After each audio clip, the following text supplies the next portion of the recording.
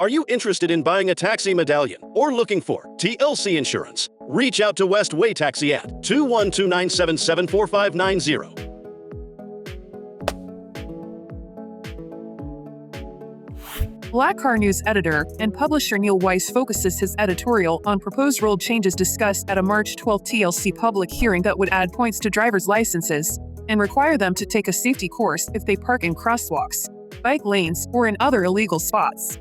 Drivers also face escalating fines from the third violation onward. Neil writes, "Unsurprisingly, the taxi and for-hire vehicle drivers who commented on the proposed rule were not exactly happy to hear this news. But to his credit, Commissioner David Daus engaged with them, seemingly took their remarks to heart, and emphasized that his intent is to target recidivist offenders." Neil continues, "Unfortunately, the point that the TLC seems to be missing is the fact that drivers who are not repeat offenders will still be harmed by this new rule.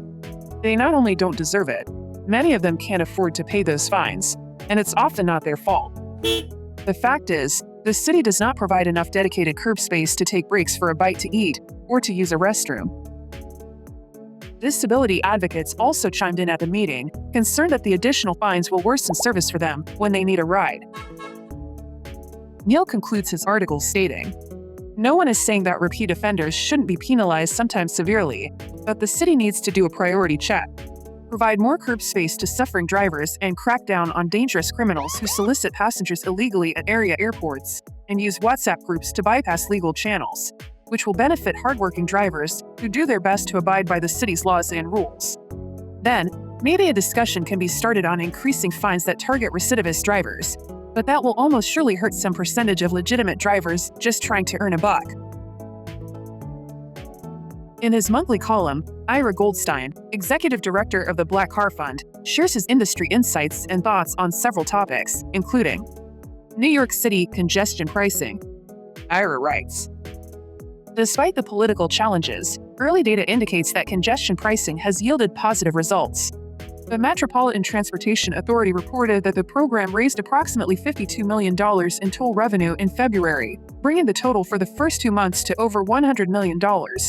Additionally, traffic in Manhattan's Central Business District decreased by 11%, and commute times improved by up to 30%.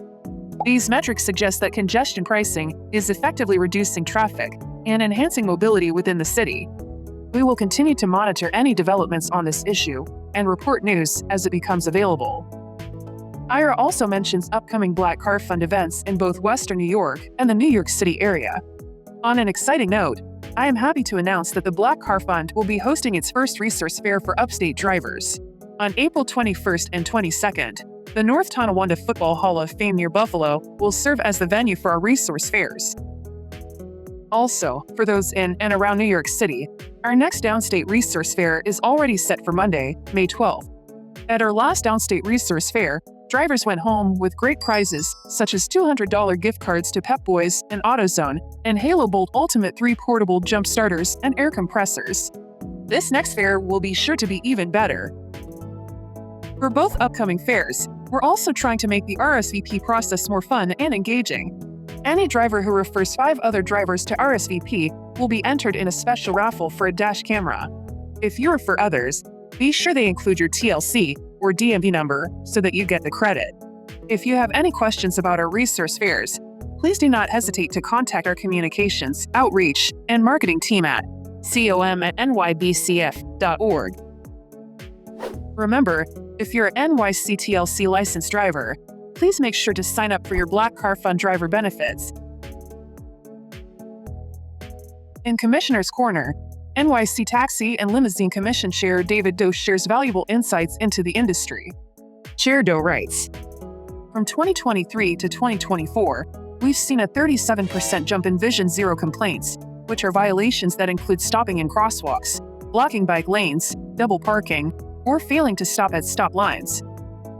During the March 12th hearing, some raised concerns that increased Vision Zero penalties would negatively impact accessible trips, but it's important to remember that drivers are already permitted to drop off in bus lanes and various other areas where parking is prohibited. The increased penalties are for drivers who park in them. That said, as always, we will consider public feedback before voting on a final rule."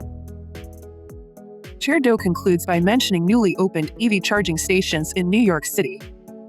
I attended Revel's latest ribbon-cutting event on March 19th. 24 fast-charging plugs are now online at JFK's Whole Lot 1. This is the latest phase of their charging infrastructure rollout across the 5 boroughs, made possible by TLC's EV drivers, who in December and January set new monthly highs for EV trips. I look forward to more of these sites opening in neighborhoods where drivers live and work, including the 48 plugs coming to LaGuardia later this year, making it the largest airport charging hub in America. You can always visit nyc.gov/charging for more information about the available charging across New York City.